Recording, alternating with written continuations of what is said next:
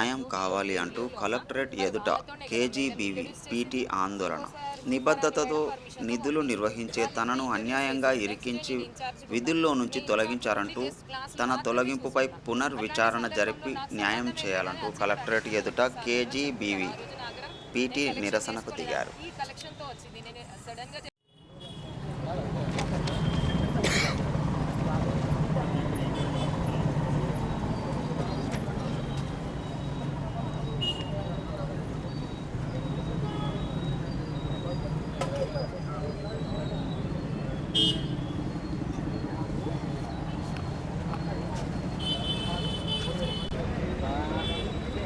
పేరు శ్రావణి. నేను KGBV school Saptagiri కాలనీలో పీఈటీగా వర్క్ చేస్తున్నాను.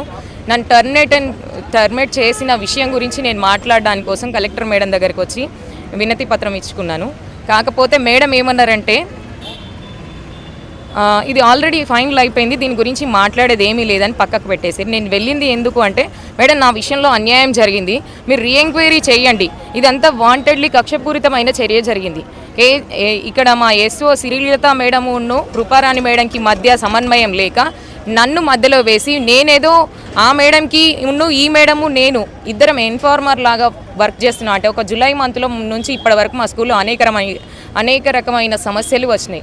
వాటన్నిటిని బేస్ చేసుకొని మేమే మేడమ్స్కి అధికారులకి విషయాలు చెప్తున్నామేమో అనుకొని మా మీద అనుమానం పెంచుకొని అపోహతో మమ్మల్ని వాంటెడ్లీ టార్గెట్ చేసి ఇబ్బందులకు గురి చేసింది.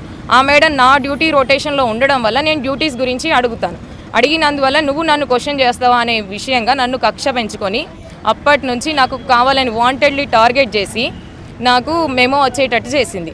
తర్వాత ఇప్పుడు కావాలనే నేను డి ఆఫీస్లో మేడం గురించి నేను లెటర్లు ఇవ్వడం జరిగింది ఎన్నోసార్లు. అయితే నా గురించి నువ్వు మెమో లెటర్ ఇస్తావా, ఫిర్యాదు చేస్తావా అనే విషయంగా నన్ను ఏం చేసిందంటే కావాలని ప్రెస్ దాకా వెళ్ళి కరాటే విషయంలో ఏమో డబ్బులు వసూలు చేసిందని ఒక రాంగ్ అలిగేషన్ చేసి నా మీద టర్మినేషన్ లెటర్ వచ్చేటట్టుగా చేసింది. అసలు పర్మిషన్ ఇచ్చింది డిఓ సారు కృపారాణి మేడం, అనుమతి ఇచ్చింది ఎస్ఓ మేడం. అయితే మధ్యలో ఉండి చూసిన నాకెందుకు టర్మినేషన్ వస్తుంది? డబ్బులు తీసుకున్న కరాటే సార్ పక్కకున్నాడు, ఆయనను పిలిచి విచారణ జరపకుండా నా విషయంలో అంత ఫైనల్ అయిపోయిందంటే ఇది ఎంతవరకు కరెక్ట్?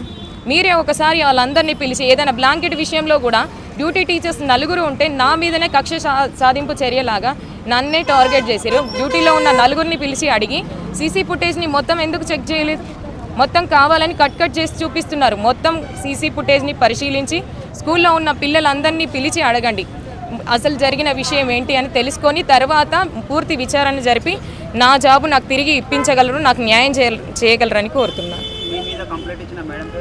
ఎస్ఓ శ్రీలత మేడం, నన్ను బాట్నీ మేడం ఇద్దరి మీద కంప్లైంట్ చేసేది. ఆ మేడం మీద కూడా ఒక కంప్లైంట్ జరుగుతుంది ఇంతవరకు. ఆ మేడం రిజైన్ లెటర్ ఇవ్వకముందే రిజైన్ లెటర్ ఇచ్చిందని డిఓ సార్కి ఇచ్చారు.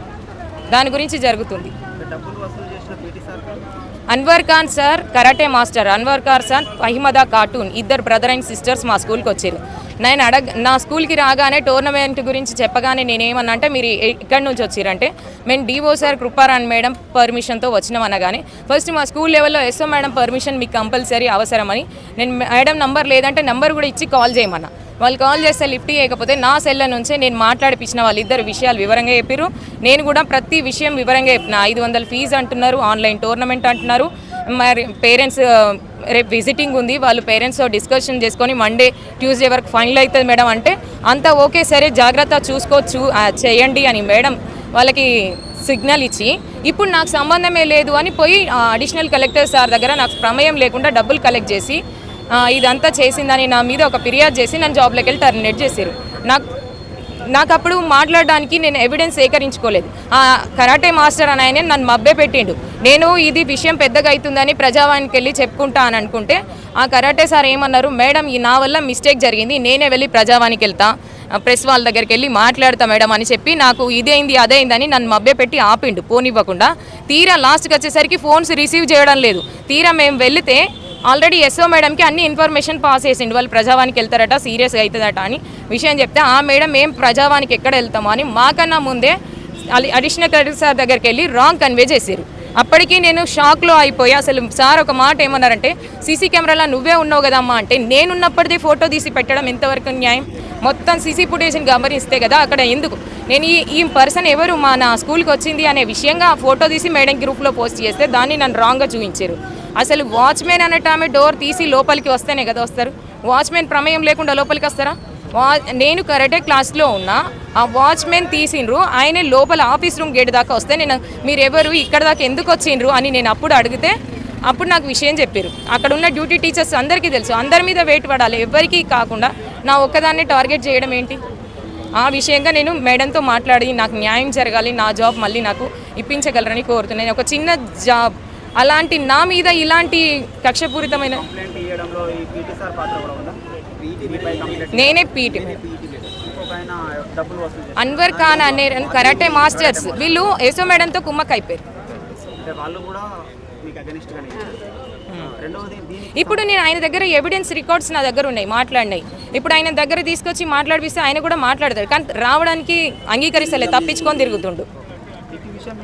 అయితే అలా కరాటే ప్రెసిడెంట్కి మేము కంప్లైంట్ చేస్తే ఆయన అన్నాడట, ఎప్పుడైతే ఇది పేపర్ నోటీస్ అయిందో ఇమీడియట్గా అమ్మాయి మీద వెయిట్ పడుతుంది, నువ్వు డిఓ సార్కి వెళ్ళి డిఓ సార్కి వివరంగా చెప్పి నువ్వు ఒక లెటర్ ఇవ్వమని మేము చెప్పినాం. 1 month అవుతుంది, ఇవ్వలేదు అంటే ఆయన ఇవ్వలేదు.